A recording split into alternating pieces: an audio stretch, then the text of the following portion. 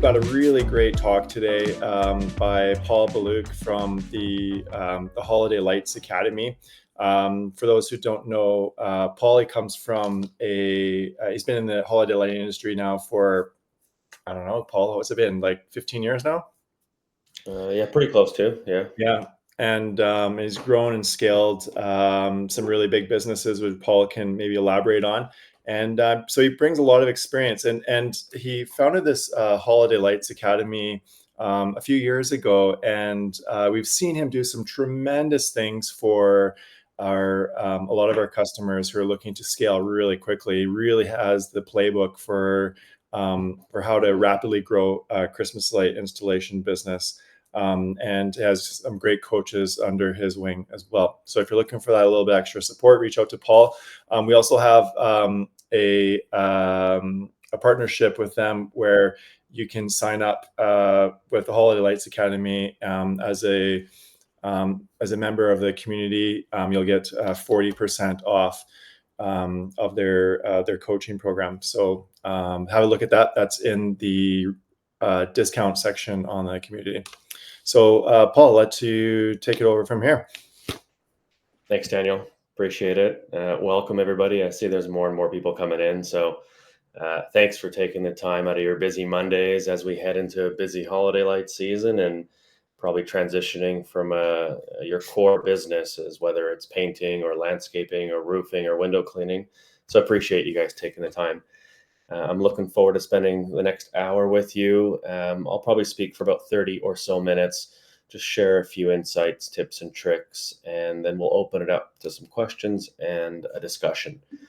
Today, I really wanted to share, based on my experience and expertise and what I've seen in the industry, is to help provide you guys with perspective on how to scale your holiday lights business, whether it's to a million, 2 million, 500,000, 200,000.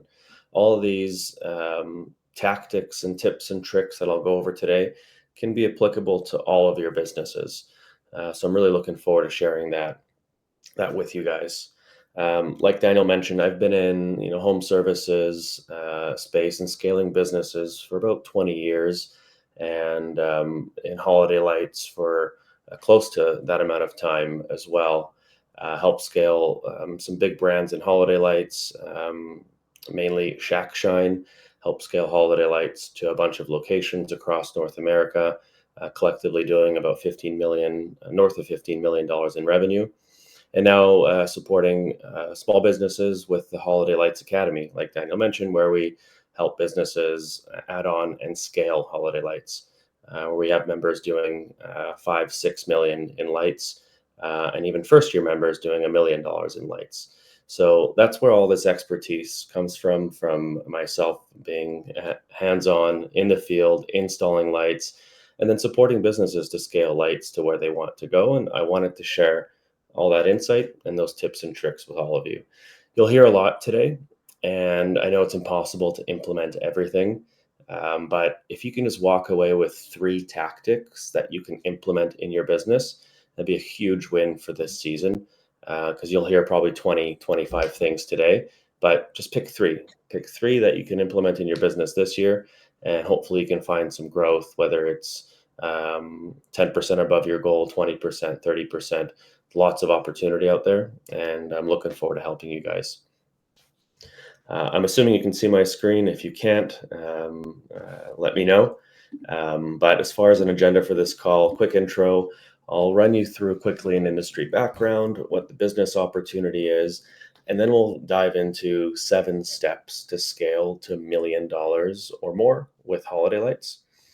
And then we'll open it up for questions, and we'll have about 20 minutes for questions quite easily from all of you. And I see there's more and more people coming in, so welcome as you guys come in. I appreciate you guys taking the time out of your busy days. Diving into it, as far as the holiday lights industry, I'm just going to go quickly through these. I like starting with these slides just to help frame the conversation. But as a reminder, it's about a $9 billion industry in North America. Businesses experience about 90% repeat revenue, meaning 90% of your installations should be reinstalling from the previous year. And then most businesses we see have about 50 or 70% year over year growth. Reason being, if you acquire 100 customers this year, you should have 90 repeat next year. Then you should acquire another 100 customers next year. But on average, we see about 50 to 70% year over year growth. Now, as a reminder, I know all of us are in the professional Christmas lights, holiday lights installation space, but it's easy for us to forget that most of the industry is still a DIY install. Consumers get their lights from Lowe's, Home Depot, Walmart, and they don't really know that this type of service exists. Believe it or not, that's still a large part of the market. And every year the market gets bigger and bigger and bigger. There's not many exciting industries where the market still gets bigger every year. Think painting or window cleaning. People know these professional services exist and have existed for 50, 60 years. Christmas lights installation has only existed for about 15, 20 years, maybe, as a professional service. And really, it's being professionalized the last 5 years. So the pie or the market is still getting so much bigger, where you guys are positioning your business in the great product professional install quadrant. As far as a business opportunity for all of us on the call, some of us may already be at $1 million in revenue. If you are, congrats. That's a huge milestone. If not, hopefully some of the tips and tricks today can help you get there. We'll talk a little bit about increasing repeat rate, talk about increasing gross profit to about 65 to 75% or higher. This is gross profit. We'll talk about capturing more market share. There's competitors in your area that are popping up, and how can you capture more market share in your communities? We'll dive into increasing AV and LTV. AV is annual value and LTV is lifetime value. So we'll look at tactics on how to do that as well. And a great business opportunity with lights is keeping employees longer. And you can reward great people with growth opportunities as well. Now, diving into it, I'll go through 7 steps on tactics you guys can execute. Within each step, there's probably 3 or 4 tips and tricks. But from what we've seen, looking at the hundreds of businesses, probably close to 1,000 that we've supported to scale holiday lights, whether it's through a franchise system or a small business owner, we've captured all of that data and looked at what makes businesses super successful. And what makes those successful ones, we've taken that down and dissected it into 7 key steps to make it happen. And success in Christmas lights is scaling your business, achieving your goals, and running an incredibly profitable business. So we've looked at all the successful businesses, and we've taken data and put it together in this scaling to $1 million tips and tricks. So as far as step 1 is business planning. Business planning is taking the time prior to the season and building out a full business plan for your holiday lights business. Now, I know for many of us, we don't operate with a business plan, and we just start the season and we get going. But if we fail to plan, we plan to fail. So if we don't have a plan, how do we know how we're going to get there? And we have to make a plan on, okay, what's our revenue goal for the year? And how does that break down into each month we're installing lights? Without that plan, it's near impossible to help scale our business because we're not thinking strategically. We're not thinking high level. We don't have that 30,000 foot view of the business. We need to have that sort of helicopter view of the business so we can work on the business and not in the business. So having that business plan allows us to take a step back, take a step up, and kind of see our business from a 30,000 foot view to better think strategically, to plan out the year better, make investments, could save some costs. That's typically done in a business plan. And a business plan starts off with a strategic section. That's with strategy. Then there's a sales and revenue plan. Then there's also a marketing budget. And there's also a P&L budget, profit and loss. So those 4 components make up, at a high level, a business plan: strategy, sales and revenue map, marketing budget, and P&L. Now, prior to holiday lights season, a business plan for a lights business takes about 20 to 30 hours to put together. Now, I know it may sound like a lot to a lot of you, but that's the key to setting your business up for scale. Because a lot of us just throw out a number or say, we want to grow our business this year. but how much? How many customers does that mean? How much am I investing into marketing? Into what month is that broken up into? What does my P&L look like, profit and loss, and how much money will I make at the end of the season? So a big difference traditionally we've seen businesses that don't scale versus businesses that do scale. The ones that do scale spend about 20 to 30 hours building a business plan and planning for the year. So if it's something you haven't done yet, it's not too late. We have an awesome business plan template. Happy if you guys reach out to me, and happy to provide that. But it's crucial to set your business up for success. Number two is systems. And again, looking at successful businesses is the ones that scaled and were incredibly profitable and successful had a relentless focus on standardizing their operational processes. Now, what that means is they looked at every operational component of their business and they standardized it. They have a strong operations manual that's 50, 60 pages or more and captures the entire business, the Holiday Lights business. They have playbooks available to their technicians, operations managers, sales managers, etc. Checklists, whether it's job site checklist, safety checklist, it could be inventory checklist, whatever that means for your business. Technology partner, whether it's Jobber or Vonago, Service Titan, Service Minder, Housecall Pro. There's so many out there. And make sure it's set up correctly for Holiday Lights. SOPs, standard operating procedures. At a minimum for Holiday Lights, you should have SOPs for installation, takedown, and reinstallation. So at least 3 SOPs. But then you can take it deeper and go into trunk wrap, canopy wrap, house building lights, etc. But those SOPs allow you to have a standardized approach to your business. So each crew is doing the installation the same way, the most efficiently, and you're able to build on that and standardize your processes with your crews. So having that relentless focus on making sure that each crew is operating efficiently and effectively and it's standardized, you're saving them time and providing them with efficiency through technology and checklist.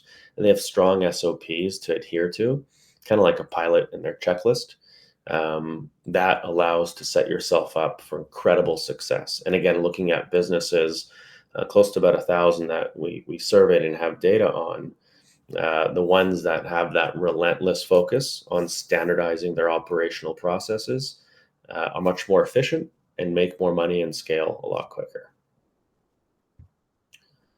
It also includes tools and equipment. That's part of standardizing your operational processes. And what does your tools and equipment list look like? Are you providing enough for your crews to access everything efficiently and safely? Are you using hanging hooks or insulated staples or pitch hoppers or the GOAT assist tools? Does each technician have a tool pouch on them or a vest or something where they keep all the clips? Are you using those awesome BSL wire cutters?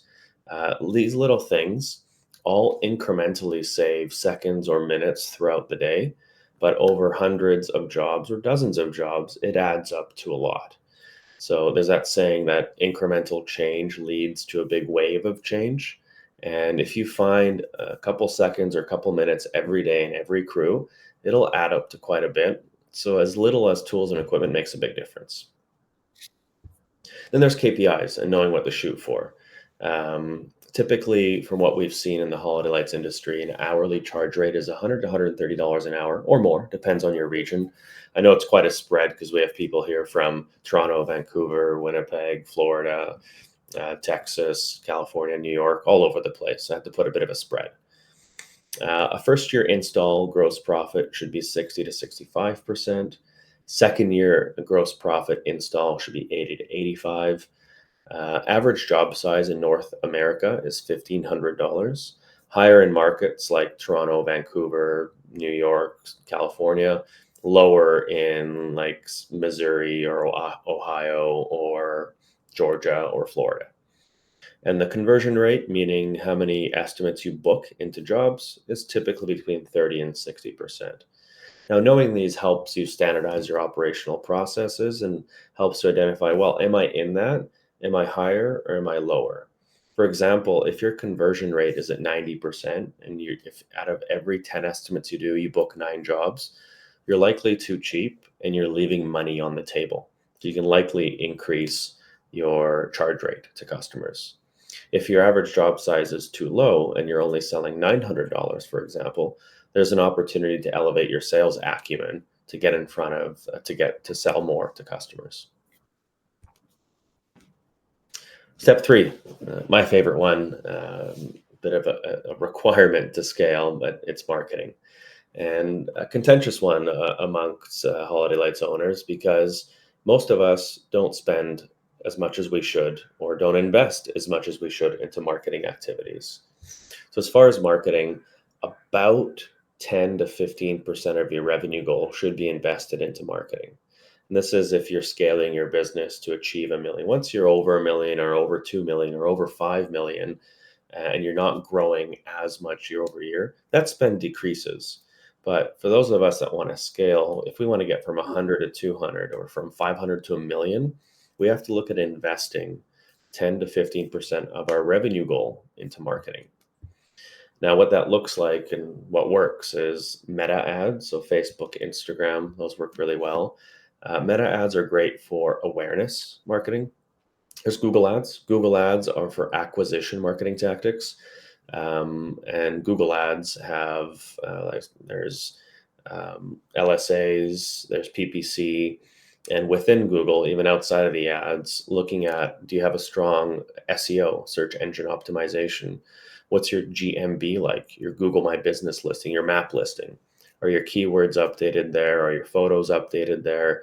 Do you have reviews on there? How many reviews do you have? Google actually looks for businesses who have 100 or more reviews. It's part of their complicated algorithm. So if you have 100 reviews, you'll likely show up above your competition. Then there's the ground game aspect of marketing, yard signs or lawn signs, depending where you are and what you call them. But do you have 50 or 100 yard signs up at all times? And if you're able to put them up on public city boulevards, great, I would do that. If you're not able to, friends, family, existing customers, wherever you can, some sort of community, you can find 50 to 100 people to put up yard signs if you don't have any existing customers yet, but I'm sure a lot of you do. Door hangers, part of targeted campaign where somebody walking around can drop about 80 door hangers per hour. And you can look at that and hire somebody to drop, what does it look like to drop 1,000 door hangers a week? So if you have 100 yard signs up at all times and you do 1,000 door hangers a week for the lights season, you're going to drop 8 to 10,000 door hangers and have 100 lawn signs up, consistently getting you impressions. And what you want to do in your neighborhood is you want to appear bigger than you are.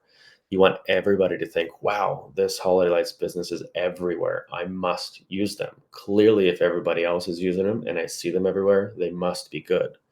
So if you have that high awareness and you appear bigger than you are, it'll make it a lot easier to book jobs because people will assume you're the clear go-to choice in that market.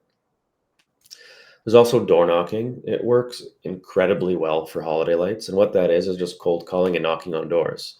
If I go out in a neighborhood in Toronto or in Texas somewhere and go knock on doors and say, hey, my name's Paul. I'm with this Holiday Lights company and we're just working in their neighborhood. And I'm wondering if you typically hire out for these types of services. And start a conversation, give them a quote, book them in. When you're door knocking, you can typically knock on 30 doors an hour. You'll get about 6 answers or people answering the door. Out of those 6, you'll provide 2 quotes and you'll book 1 per hour. It's incredibly lucrative. A lot of times, the toughest part about knocking on doors is actually getting out of the car to knock on those doors. Once you get going in the momentum, it works really well. But a lot of us just have that battle about not liking door knocking, but it works really well. The other end of door knocking is job site marketing. So once you guys have completed your installs, every job site should get 15 door hangers one way, 15 door hangers the other way. So 15 up, 15 down. So 30 door hangers around each job site. And each job site should have a yard sign put up as well. That's your job site marketing.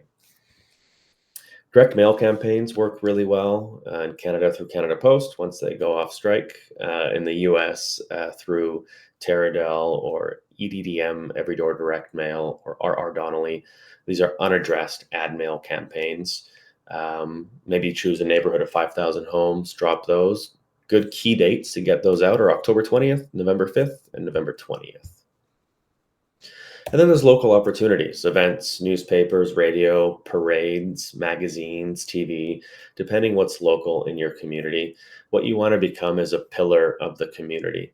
A cool story I once heard, this was in Chicago actually, a Holiday Lights business owner lit up a treehouse for a kid who was sick in the children's hospital. And that kid's parents, after his treehouse was lit up, reached out to the local newspaper and ran a story on this Holiday Lights company. So they got to give back to the community, light up a kid's treehouse, and they got a cool story and feature out of it, which cemented them as a pillar of the community and resulted in some jobs coming in. Then for marketing, my favorite one, if you don't have a big marketing budget, this one hands down gets you tons and tons of jobs in your neighborhoods. But pick your key neighborhoods, maybe 2 or 3 key neighborhoods. And in those key neighborhoods, you've identified maybe 2 or 3. Choose 5 houses to do a free lights install for. Knock on their door, say, hey, I have a deal of a lifetime for you. I'd love to install your lights for free if you let me leave up a lit up yard sign. So install their lights, run an extension cord to your yard sign in their yard, and hopefully it's a house on a main intersection or maybe an entrance into a nice neighborhood or gated community or whatever it is. Light up the lawn sign. If you do 5 of those, you'll appear in those key neighborhoods on corners. You'll see people driving by and seeing your homes. And if your yard sign is lit up, each of those 5 jobs will easily result in a couple jobs that'll come to you. So those 5 jobs you did for free could mean 10, 20 coming into your business. And that's a marketing investment, doing those 5 free jobs. I've seen that tactic work incredibly well in a lot of markets. And there's commercial opportunities. If on the call, if we're looking at getting more into commercial, I know I talked to, and maybe some of you are on the call, but you have a really good residential business, but you're looking at, okay, now how do I get into these bigger jobs? How can I get the $200,000 job? How can I get the $500,000 job? How about the $100,000 job? I've talked to a lot of you, whether it's you guys or people outside of this call, it's possible. Lots of those jobs are out there. So how do you get them? Commercial opportunities, cold calling works really well. Just making a list and cold calling all those companies. Lunch and learns work well for property managers or realtors or other, where you buy lunch for a bunch of property managers and present to them in front of a group of 15 or 20 and explain to them how you can light up their properties and make their life easier with their properties. Cookie drops or donut drops. You can get cookies or donuts. You can go as easy as the Costco route and put a sticker, like your company sticker, on the box and drop off cookies or donuts to property managers or realtor offices, for example. You can do emails and key businesses to reach out to are like hotels, restaurants, property managers, car dealerships, malls, municipal events like cities or towns like the city of Toronto or San Antonio or New Jersey, Newark, or think of municipal events, cities, counties, wedding event planners, weddings, parties, and you can even do patio lights, permanent lighting, and other things for them. But if you're looking to make a list of who to reach out to for commercial, car dealerships work really well. The decision makers are on site. Same with hotels. The decision makers are there. Restaurants as well, pubs, restaurants. And then there's property managers who manage lots of properties and could give you $100,000, $200,000 job. Could be of malls or other things. Then there's municipal jobs like the city of Vancouver, city of Toronto, city of Austin, Texas. They also have a lights budget. When you get in touch with them, provide them with a quote, and you can be a good partner of theirs. And then there's our existing customer opportunities. So throughout the year, you can look at dual service marketing collateral, doing email campaigns to your customers monthly throughout the holiday lights season. I would make a list and connect with all of your top customers. If you're a painting business and you have 1,000 customers from this year, f- export a list of your 1,000 customers, filter it to the ones who've spent the most money with you to the least, and start calling from top to bottom. If you can't get through all of them, just phone through 100. Those 100 will get you a lot of jobs on your schedule. Now, it's not enough just to email them. We also have to phone and text them as well, because different people respond to different means of communication as well. What I've seen work well too is anytime you do an estimate for your core business, whether it's window washing or roofing or landscaping or painting, every customer that you complete a job for and provide an estimate for should also get a holiday lights estimate too. And it goes without saying the Big Star Lights display case is awesome. I haven't seen anything like it on the market, and it just really, really helps if you're still operating with your core business, roofing, painting, whatever it is, window washing. Um, then use the display case and show customers at each job. And then upsell at each job as well. And then do a lot of job site marketing, like I mentioned as well. Upselling is that big opportunity before I get into step four. If you're on holiday lights jobs now, if you're not, you will be pretty soon. Every job is an opportunity to upsell at. There's a member we have as part of the academy. They're in Northeast Ohio, and their average booked job is 1750. So they book a job at 1750 on average. But by the time they're done that job, their technicians, their installers, upsell on average each job by $500. So they finish at an average of 2250 because the technicians are on site and recommending to customers add-ons and upsells. Some easy upsells are more 5 millimeter light strings, more C9 or G30 bulbs, floodlights, wreaths, garlands. You can do patio lights, etc. But the easiest upsells are your 5 mil lights for trunk wraps and canopy wraps. Really, each job you have should be upsold because once you're putting up the lights, customers love to add on to their display. Step four, start early. I know we're right in the middle of the season, and many of you have been operating for quite a bit already. But some of us have started in July or August. And if we haven't started yet, we should start this week. But the earlier we start, the bigger area of opportunity we give ourselves. So really, we should be starting as early as August or September for installs and quotes. But the holiday lights business is really a full year season. January through March, you have removals and you're planning for the next year. April to August, you have your preseason, you're sorting out your orders, maybe you're doing some marketing investment, getting everything lined up. And then September through December is your early season, peak season. So the earlier you start, the more opportunity you'll have to estimate lights jobs and book jobs in. Now, as far as early season now, it's a great time to start ground game marketing, door hangers, yard signs, drop in direct mail, looking at local opportunities now, like we talked about, start knocking on doors, look at networking events like BNI groups and others, and follow up with your existing customers as well. That's all sort of part of the ground game bucket. In addition to ground game, you should be starting to invest in Google PPC ads. We recommend about, depending on how big your business is, at least 1,000 a month, but really 2 to 4,000, depending on how big your business is per month, just on Google. And then Meta ads, which is Facebook and Instagram, starting at least $500 a month. Some of you will go up to 1,000, 1,500, or 2,000 as well. Then there's email campaigns too, and sending out email campaigns to all your customers now. A good rule of thumb, and maybe some of you have operated this way, maybe some of you haven't, but it could be one of those notes that you mark down as your top 3 takeaways for today. But again, looking at the data we have from businesses that have scaled, all of them have completed all of their reinstalls before the end of October. The ones that actually do $5 million, $6 million, or $2 million, or a crazy amount in holiday lights, all of their reinstalls are done by the 15th of October. And reason for that is we know during peak season the demand is high, and our schedules will fill up. A problem is during peak season is we're so booked up we don't have room for all the new customers coming in.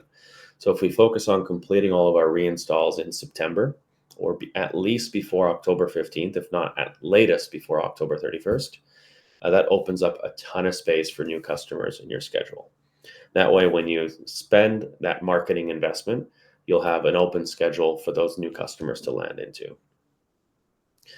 And a lot of reinstalls up in September and October gives you really early brand awareness, which actually lowers your marketing costs throughout the year. So, a business that can do a lot of their reinstalls in September will spend 8 to 10% on marketing instead of on the higher amount. Because if you don't have enough open space on your schedule, those marketing dollars you're investing in are just going up in thin air because those customers have nowhere to land on your schedule. Then there's peak season. Peak season is from November 1st to December 15th.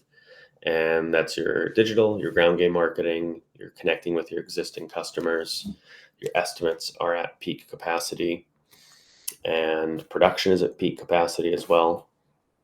It's also important to remember Halloween, as Halloween is a key trigger date in the industry. And in Canada, it's Halloween and Remembrance Day. In the US, it's Halloween and Thanksgiving. Those two dates really trigger peak season. So when people start thinking a lot about holiday lights. And it's also important to look at your Google reviews and Facebook reviews. About 15% of your customers should be leaving you reviews on either of those platforms. But the key part of this step 4 is start early. All of your reinstalls done by at least October 31st, ideally by the 15th. That way you have a ton of open space on your schedule. Step 5 is IAAP, and that means it's all about people. Can't scale your business without key team members and key people on your team. And we may have great people, but a lot of us don't do a good enough job of incentivizing them. So on the left-hand side, there's some examples of incentives for technicians or installers. We should be incentivizing our installers for revenue performance, perhaps an attendance bonus as well, since it's such a short, condensed season. Referral bonus, as an example. $10 per Google review, 5-star Google review, if it mentions their name. If they generate a new estimate, we should incentivize them for that, $25, for example. And then on-site upsells, my favorite one, incentivize them 5% for the on-site upsell. So if my technician, Timmy, upsells a customer $500 of a canopy wrap, Timmy gets $25 just for making that upsell. Then for those of you that have a sales team, providing strong sales incentives as well. You can see those on the right-hand side. Commission for each sale, a sales bonus per week once they hit their target, bonus for Google reviews, and maybe a bonus on gross profit, or what I have labeled here, GGOB, which is basically it's gross profit, means great game of business. But incentivizing your team is key, just to make sure you have a lot of buy-in and that you're all sort of rowing in the same direction and going towards a common goal.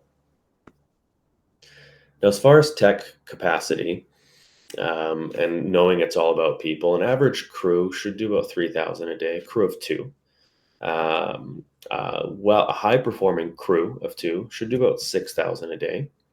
And you have the ability to increase a lot of that through double dipping, so running 2 crews out of 1 vehicle.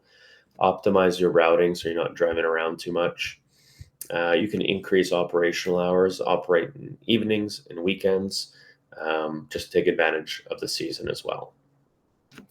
Now, if you have your phone on you, feel free to take a picture of this screen or a screenshot, however you'd like to do it. But this is sort of a summary after we've surveyed so many businesses and what do the great businesses do for a phenomenal culture and retention in their business. As far as the themes, many of them do team outings at least once a month. Paintball, mini golf, barbecue, pub night, whatever team outing you want to do at least once a month. Once a week, they have a team meeting, like a Toolbox Tuesday or some sort of team meeting once a week. Spontaneous gifts and bonuses, get like 30 or 40 $10 gift cards to Starbucks or gas cards or Tim Hortons for those of us in Canada, and hand those out for just be spontaneous with them for something great somebody did. If they got a Google review, something cool happened, hand those out. It goes a long way for them to feel great. Leaderboards, once you have 4, 6, 10, 20, 50 installers or technicians, leaderboards are a great way to show transparency in the team and entice some friendly competition too. People love growth opportunities. People love incentives. They want actionable feedback, and they also want consistent work and opportunity to grow themselves in the organization. So all of these contribute to culture and retention to make sure your business is all about people. Two more, then we'll open it up for questions. Step 6 is customer experience. So again, surveying a bunch of businesses who have scaled their business. The ones that do have a relentless focus on customer experience. And we know an exceptional customer experience leads to repeat revenue, which leads to reviews, which leads to referrals coming in our business. And the referrals are the best form of marketing for us. Now, as far as a great customer, exceptional customer experience, one is you want super friendly, uniform technicians. If you don't have uniforms for your techs yet, you can get them as cheap as like Vistaprint or Fully Promoted. Get them printed, just the Gildan shirts with your company logo. It goes a long way in providing peace of mind for your customers. Clean, organized vehicle. Typically for holiday lights, my rule is no cardboard in vehicles. Reason being is that way if customers walk by or somebody's walking by, they see a nice, clean, organized vehicle on your job site. Clear communication, over communicate with customers through text, phone, or your automated communication preferences through Jobber or Vonago or other tactics that you use. Make sure there's consistency, and that comes from standardizing your operational processes. So many times I hear businesses tell me, hey, Paul, I can't seem to nail it. Our customers just aren't happy with us the next year. And we dig into it and we find out that they're sending a different crew the next year that's operating a different way when the takedown or removal wasn't labeled correctly. So you didn't have that consistency year over year. And that's because they were missing their SOPs or standardized operational processes. So consistency is huge. And the fifth one is problem solve like a pro. There's always challenges that come up in light season. It's such a short, condensed season. Issues will happen with customers. That's okay. A lot of times your customer experience isn't dictated on the customer issues or problems you have. It's dictated by, or your success is dictated on how you solve those problems. Things will come up and customers understand that, but let's be quick to solve them and let's be pros to handle customer experience. And lastly, step 7, before I open it up to your questions, is it's a simple one, but it's just keep it simple. I see too many times businesses that are stuck at 100 or 200 or 300,000 in holiday lights. And then we spend some time dissect their business. And it turns out they're just overcomplicating it. For example, we have a member in Northeast Ohio. They did $1 million in their first year. The only things, 90% of what they sold was warm white C9 and warm white 5mm for canopy wrap and trunk wrap. That was 90% of what they sold. They didn't complicate it with too many different types of bulbs or add-ons, at least in their first year, because they focused on dialing in the business, finding efficiencies, getting their crews operating effectively, and they just kept it simple. Now, it's different to everybody, but as humans, we tend to overcomplicate things, and we can't scale when things are complicated. So if we dissect our business and identify the areas that aren't simple and try and remove them or somehow simplify those areas, it'll go a long way to scaling. The key to scaling is simplicity. And if you want to get to $1 million, you got to simplify your business in a lot of areas. So we do want to keep it simple. That said, as a summary, you can feel free to take a picture of the screen or screenshot. But those are the 7 steps I just talked about to help you scale to $1 million. 1 is business planning. 2, have systems. 3, be obsessed with marketing. 4 is start early. 5, it's all about your people in your business. You can't scale without people. 6, have relentless focus on customer experience to set you apart. And 7, let's keep it simple. You can't be everything to everybody. And if you find you're stuck and you can't grow year over year, a lot of it is this list, but a lot of it is, believe it or not, is you're taking the simplicity out of a beautiful business. So I hope that helped and gave you guys some insight. I'd love to open it up to any questions that may have come up. Awesome. Thanks very much, Paul. Yeah, we've opened to questions. We got a lot of people in the room today. You talked about the problem solving, and part of it, this is a business that there's so many resources out there. Everybody has encountered every problem, come into an issue, not sure what to do. It's such a positive community. Somebody will be able to help you out. I'm getting requests for permanent lights. What can we offer? That's the first question that I'm seeing in the chat. That's a great question. So if I play that back, is it she has a lights business and she's promoting traditional temporary lighting, but she's getting customers asking about permanent lighting and asking what we can offer? That's right. Awesome. I'm sure Daniel can provide a lot of perspective too. And thanks for the question. It's a great question. We've seen more and more over the years permanent lighting become a bigger business or bigger part of the business of a holiday lights business as the market transitions more and more. Traditionally, it's been a very different customer just because permanent lights are 3 or 4 times as more expensive than your traditional lights, and it's a different look as well. But as the technology gets better and more consumers look into it, we'll see permanent lights become a lot more popular. But traditionally, it's been a different customer. But over the next couple of years, that'll start to sort of combine into one. What you can offer, ChromaGlow Pro is by far the best product out there that I've seen. I don't know, Daniel, if you can provide any insight, but I've had the ability to see a lot of permanent lights products. And if you're looking to add on something to your business, ChromaGlow Pro would definitely be one that would add on. It's so good. It's 48 volt. It's so easy to install. Looks really, really sharp. The app is awesome. Lots of great benefits to it. We could move on to another question. I see John asked in the Q&A. We're a lawn care company that works through the first half of November and use those technicians to install holiday lights. What suggestions do you have to add seasonal technicians? Great question. Was it John with a landscaping business? That's right. Oh, nice. There it is. So we're a lawn care company that works through the first half of November and use those technicians to install lights. What suggestions do you have to add seasonal technicians? Great question, John. Seasonal technicians, quite easy to find through Indeed. If you haven't had success through Indeed, love to have a chat and we can help you out. Lots of great technicians out there. Also, making partnerships with local business owners. Not every business owner offers holiday lights or a seasonal winter business, and they actually lay off their people. Thousands of people who don't have work in the winter months.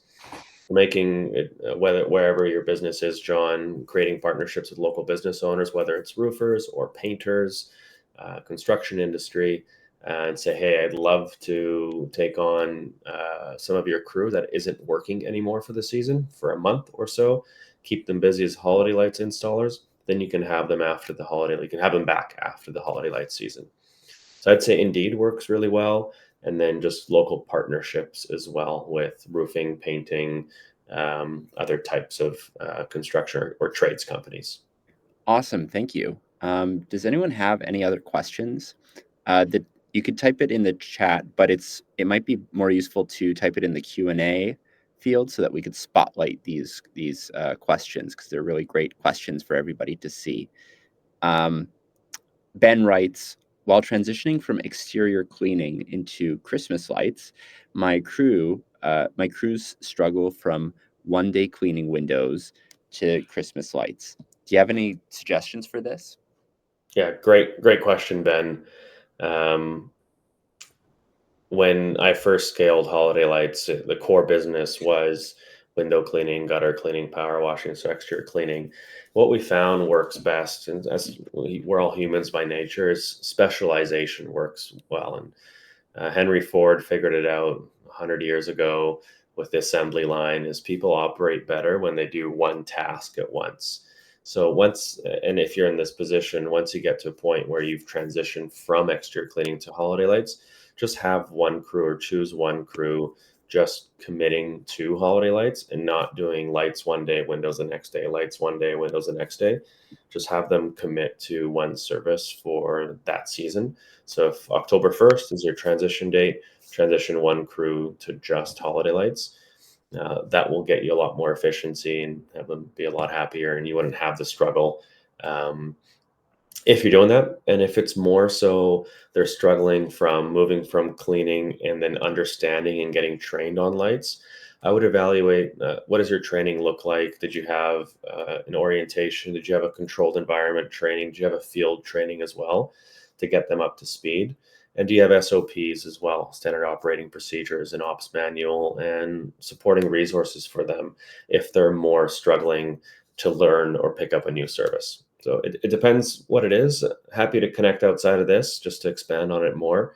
But I would go with specialization and then evaluate your training and make sure you have really good systems for that training. So yeah, no, I want to just thank Paul for his time. Lots of wisdom, and you can always reach out to Paul through the Holiday Lights Academy. We've linked him in the resources section, or the discount section, I believe, of the community. You can find there, you get 40% off the Holiday Lights Academy. So if you're looking for that playbook, really the step-by-step procedures of how to get to that $1 million mark, and he's got, like you saw an excerpt of that spreadsheet earlier, for the business planning, and this is a numbers game, and Paul knows the numbers extremely well. So I encourage you to lean on him and his coaches to help you through this season and avoid some really, really costly mistakes along the way. Yeah, I think that's about it. The next webinar we have coming up is on November the 3rd, where we'll be talking about pricing strategies for light installation. So if you're doing quotes out there and time again, you're hearing it's either too expensive or they're pawning off to waiting for their spouse to get home before making a final decision, really handling those price objections. And we'll also talk about the two different models as well, leasing versus selling. That'll all be covered in that strategy session there. So I encourage you to sign up for that. Thanks very much, everyone. Appreciate your time this evening, and have a great month of October here. Hope to see you in the community. If you have any questions, reach out there. Join our bi-weekly community call as well, and we can talk shop. It's a really good time, and there's lots of learning to be had there as well. Thanks, everyone. Thanks, everyone. Take care.